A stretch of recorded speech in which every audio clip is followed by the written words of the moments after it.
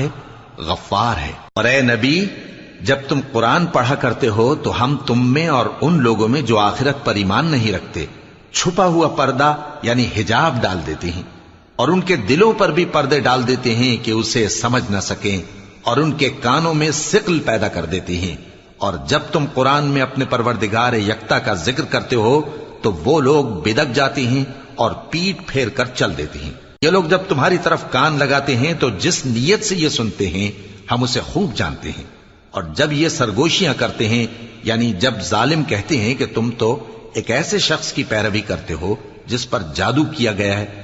دیکھو انہوں نے کس کس طرح کی تمہارے بارے میں باتیں بنائی ہیں، سو یہ گمراہ ہو رہے ہیں اور رستہ نہیں پا سکتے۔ اور کہتے ہیں کہ جب ہم مر کر بوسیدہ ہڈیاں اور چور چور ہو جائیں گے تو کیا اثر نو پیدا ہو کر اٹھیں گے؟ کہہ دو کہ خواہ تم پتھر ہو جاؤ یا